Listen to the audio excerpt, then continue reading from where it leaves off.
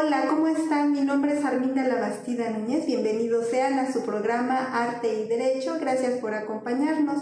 Para quienes nos acompañan por primera vez, quiero comentarles que este es un espacio de análisis y de reflexión del derecho a través de manifestaciones artísticas y culturales.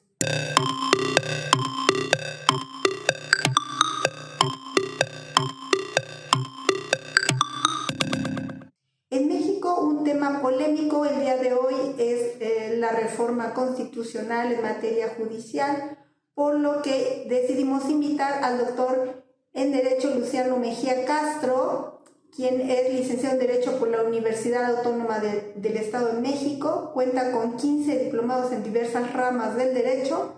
Sus estudios de posgrado, especialidad en amparo, en juicios orales, en maestría en ciencias penales, maestría en litigación en juicios orales, doctor en derechos humanos, postdoctorado en derecho y doctor honoris causa por 2 prestigiadas universidades y la Organización Mundial de Abogados. Gracias, doctor Luciano Mejía de Castro, por aceptar esta invitación. Bienvenido a Arte y Derecho. No, al contrario, muchas gracias a ustedes por la invitación a poder charlar esta tarde con este importante medio de comunicación. Doctor Luciano, ¿por qué decidió estudiar esta materia en Derecho Penal?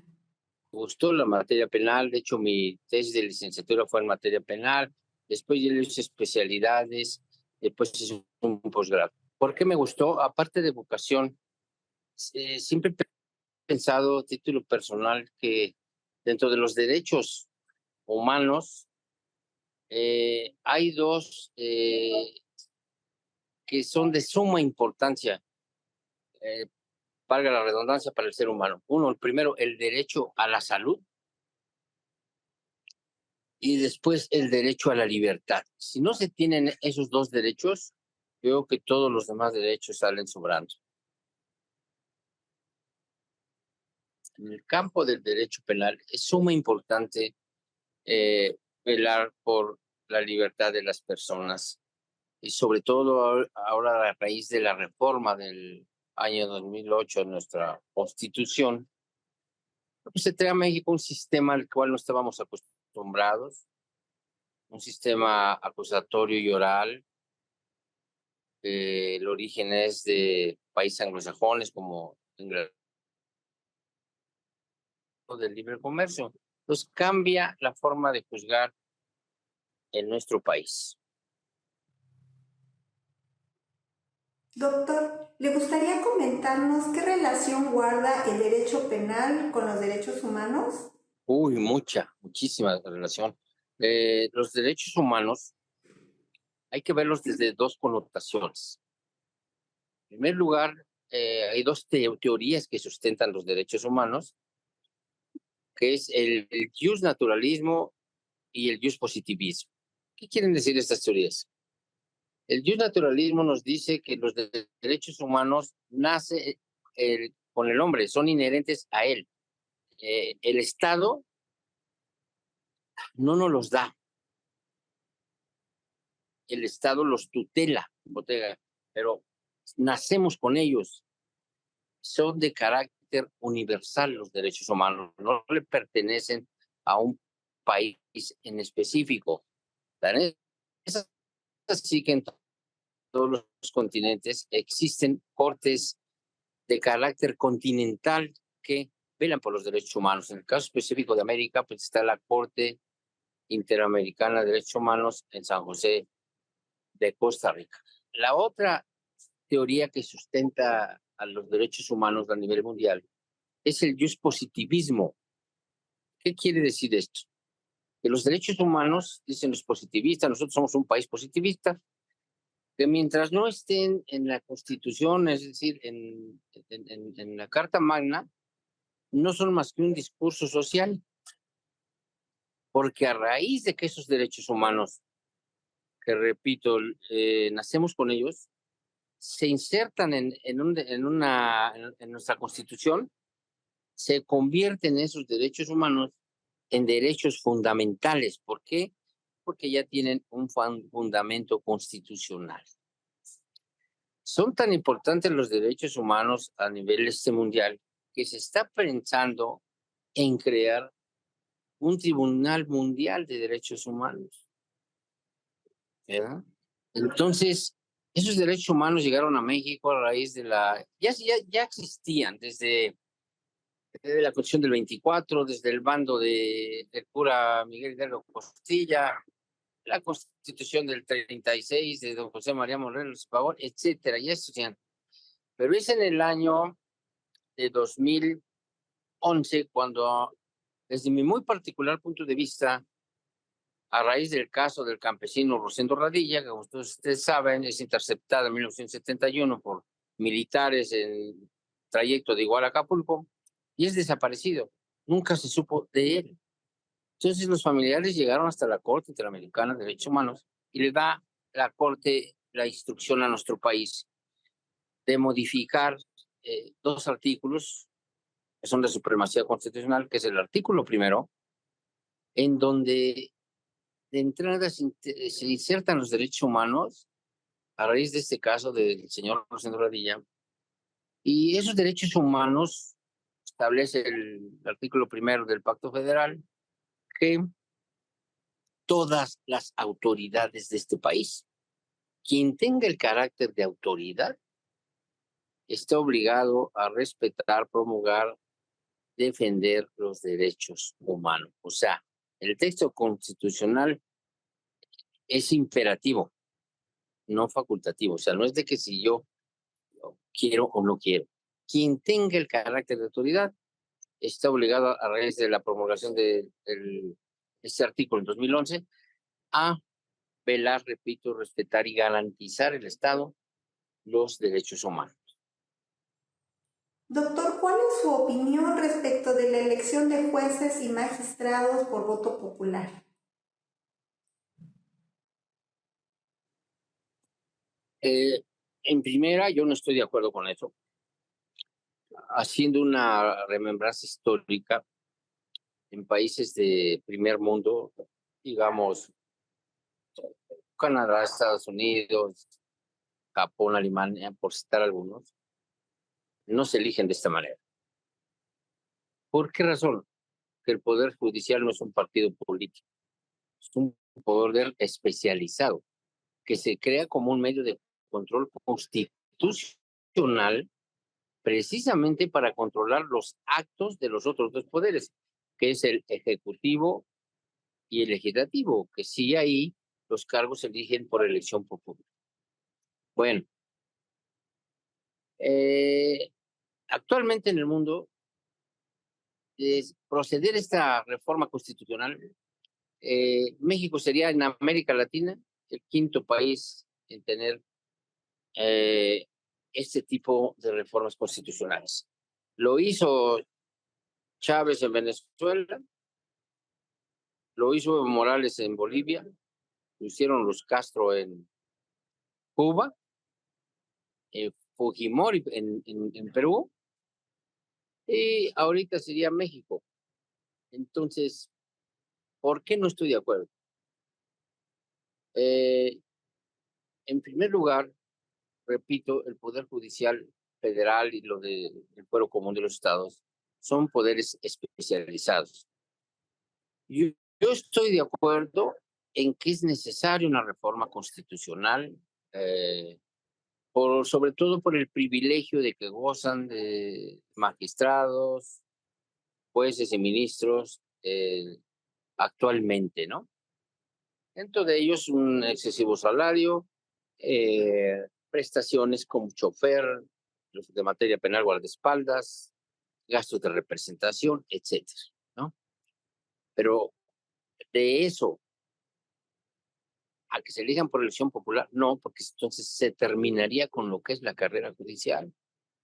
Actualmente, para ser, digamos, secretario de un juzgado de distrito, de un tribunal colegiado, de la misma Suprema Corte, secretario de Estado, en primer lugar, se requiere hacer un curso, una especialidad que dura un año, que le imparte el mismo Poder Judicial Federal, y terminar de ser de los alumnos más sobresalientes, o sea, de 9 para arriba. Y entonces tener derecho a ese cargo, secretario. Cargo sobre los jueces es todavía más difícil sustentar un examen para juez porque aparte de que son exámenes escritos, se hacen exámenes orales por medio de 3 magistrados de colegiado. Entonces, en primer lugar, con ese tipo de elección de cargos de elección popular, en primer lugar se acabaría con la carrera judicial. Segunda, he tenido la oportunidad de leer a fondo la iniciativa de ley que envió el titular del Ejecutivo por ahí de febrero y que ahorita ya se aprobó en lo general, en el Pleno, violando el debido proceso, el reformar la Constitución, el iniciar una ley, requiere de un proceso legislativo. Es decir, desde la iniciativa que manda el Ejecutivo, la revisión, la discusión, la sanción, la promulgación, todo eso implica un proceso legislativo y que hasta ahorita de entrada se vulnera. Por otro lado, se tendría acceso a un cargo de este tipo de elección popular, se baja el requisito de la antigüedad. Digamos, ahorita son que tenga 10 años de experiencia profesional, por lo menos, y se baja 5. O sea, un profesionista no se hace en 5 años, mucho menos un abogado. Hay que aprender a distinguir qué es un licenciado en Derecho y qué es un abogado. Son cosas muy distintas. El licenciado en Derecho, ahorita no hay ninguna universidad ni pública ni privada del país que expida títulos de abogado. El título de abogado se gana diario en los tribunales, impetrando justicia a favor de los gobernados. Entonces, se puede tener la licenciatura en Derecho, incluso posgrados, pero eso no lo hace una persona abogado. Así para poco entendimiento rápido, recuerdo que cuando estudiaba yo en la Facultad de Derecho, decía un maestro en ese tiempo, decía, en conclusión, abogado que no litiga no es abogado, punto. Ese es el gran error que se comete por parte de tanto legisladores como el titular del Ejecutivo en confundir la función de cada uno, ¿no? Entonces, si aún así se rebaja, se reduce a 5 años de experiencia, ¿a dónde vamos a llegar con este tipo de reforma? Los candidaturas, se va a crear un comité, repito, hasta donde leí la reforma, que va a estar presidida por el Ejecutivo, el Legislativo y el Judicial, se entrega un comité. Y eso es el hacer campañas para obtener un cargo de elección popular, con todo respeto, primero significa es prostituir la profesión de la abogacía, porque se desconoce a fondo la función tanto del abogado como del titular del órgano jurisdiccional, como abogado postulante, y nunca un juez me ha pedido peso alguno para impartir justicia, mucho menos un magistrado o un ministro. O sea, es una falacia, un argumento, si se le puede denominar argumento, que no tiene sustento alguno. El problema de la impartición de justicia que tenemos en México es otro, no es corrupción, es una mentira eso. Yo lo diría, yo sería el primero en denunciar esto, y no es cierto, a mí jamás me han pedido un peso. El problema de la impartición de justicia radica principalmente en otro tipo de cosas, es en emociones. Yo antes del COVID, cuando di una conferencia, me siento también en favor de invitar a varios medios de comunicación sobre lo que es la inteligencia emocional en la impartición de justicia. Ahí está el problema. sea, el hecho de que un juzgador, yo no dudo, tenga conocimientos en su materia, llámese penal, civil, amparo, etcétera, pues no deja de ser humano, ¿no? Y entonces a ver si se imparte justicia de acuerdo a nuestro estado emocional. Si ese día a la juzgadora, llámese juez, magistrado, ministro, pues por X razón se peleó en casa, no le recibieron los niños en la escuela, y va a emitir una sentencia, por favor, ¿no? Ese es el problema. Yo creo que la materia de inteligencia emocional se debe de impartir, aparte del curso para ver si tiene los conocimientos o no, se debe impartir esa materia.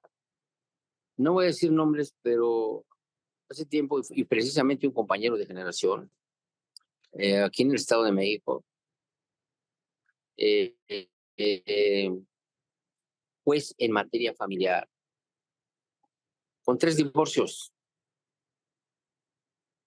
Entonces yo le decía, ¿cómo es posible que que tú te pongas a impartir justicia en materia familiar cuando vienes de 3 divorcios, cuando tienes hasta problemillas por ahí de pensiones alimenticias, ¿no? Entonces, el problema no radica en cuestión de conocimiento ni en la corrupción. El problema radica en autoridad moral. Y a eso agreguémosle autoridad emocional, ¿no? Entonces, yo no estoy de acuerdo con ese tipo de método de elección. Los países que ya mencioné y que lo tienen han sido un fracaso total. Eh, ahorita Bolivia está por colapsarse el sistema. ¿Y eso qué va a generar a la larga? Ahorita mañana hay una manifestación nacional, no nada más de abogados, de la sociedad en general. Hay un paro nacional de la sociedad civil. Vamos a lo más crítico, a la cuestión práctica de que se lleve a cabo esta reforma, como se está planteando. Para una reforma constitucional se necesitan las 2/3 partes del Congreso, más el 50% más uno de todas las legislaturas de los estados. Yo creo que por lo menos otro año se lleva esto. Pero vamos a suponer, vamos a la práctica jurídica de que esto se aprueba como está propuesto. Bueno, en primer lugar, se violan principios constitucionales y varios. Primer principio, principio de irretroactividad de la ley, artículo 14 constitucional. O sea, ¿qué quiere decir esto? Que la ley se me va a aplicar a mi ciudadano, servidor público, a partir de la entrada en vigencia hacia adelante, no de manera retroactiva. ¿Por qué digo esto? Porque quien tiene ahorita un nombramiento de juez, magistrado, de ministro de 10 o 15 años, no se le podría aplicar esa reforma constitucional. ¿Por qué razón? Que sería aplicar la ley retroactivamente. Pero vámonos a otro extremo todavía mayor. Que le piden la renuncia al juzgador, dice, yo no te lo doy porque tengo un nombramiento por 10 o 15 años. Ah, pues te corro.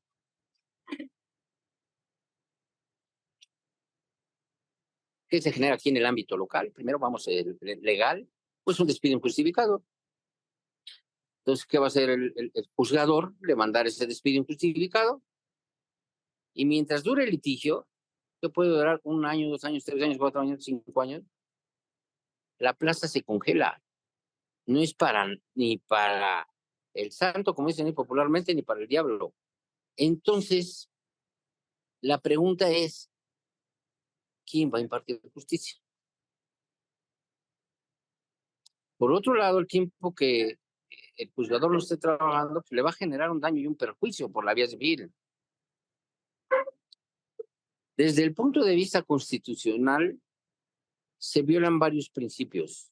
Primera, ese principio que les decía yo de retroactividad de la ley, el principio de supremacía constitucional, que contraria el artículo 1 y 133, el principio de legalidad y seguridad jurídica, que consagra el artículo 16 constitucional. Entonces, hay materia por parte de ellos para muchas cuestiones legales y constitucionales, el proceso que tengan que enfrentar laboral o civil, en contra del Estado, y por otro lado, también se violan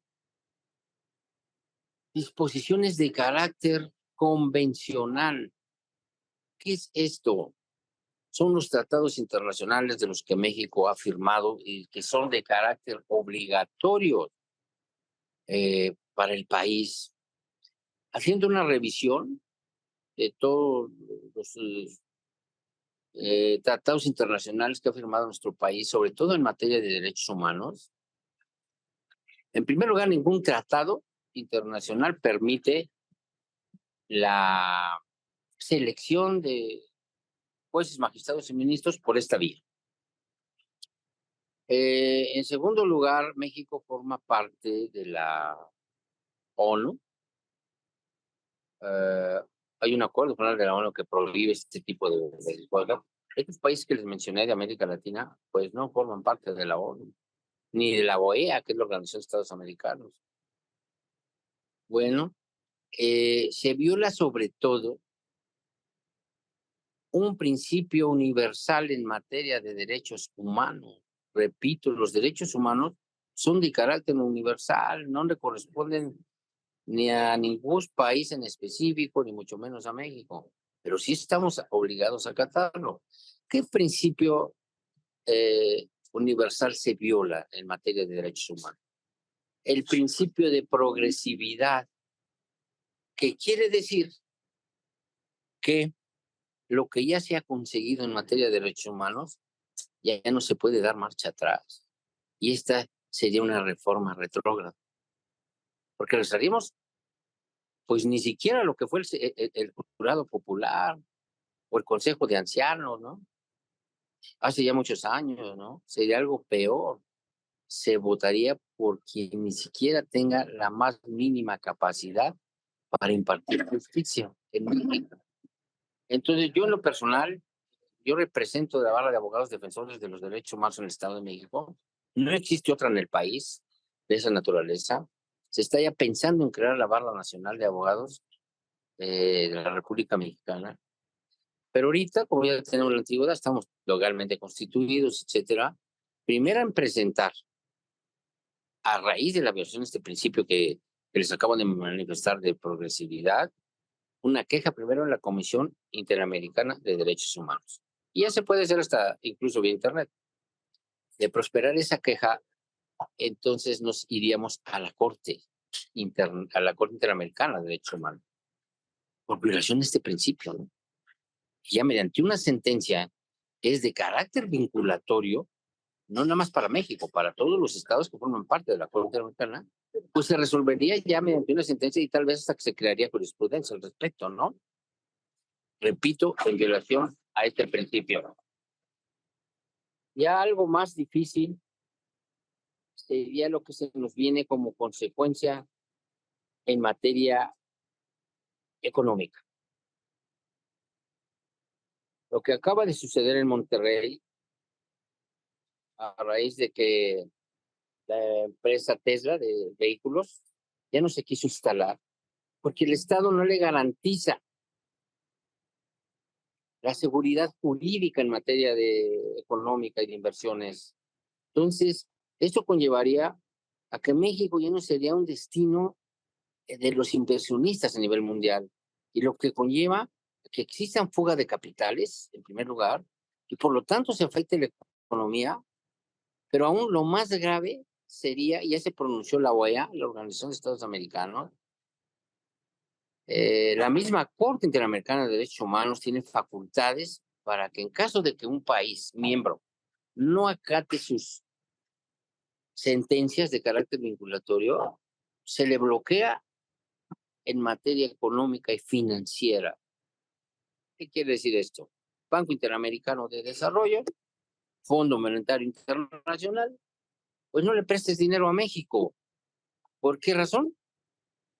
Pues porque es un país que ya no es seguro en materia de préstamos, no sabes si te los va a regresar. Ese es el caso, por eso están así las economías tan deterioradas, tanto en Venezuela como en Cuba, mismo Bolivia, Nicaragua, por el bloqueo internacional. en materia financiera que existe. Ya no habría préstamos para nuestro país.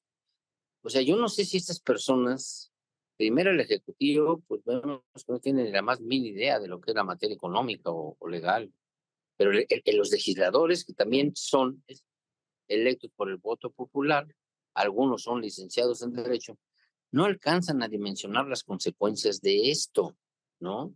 Yo creo que antes de enviar una iniciativa, se debió preguntar cuáles serían las consecuencias, tanto a los juristas, a los economistas, etcétera.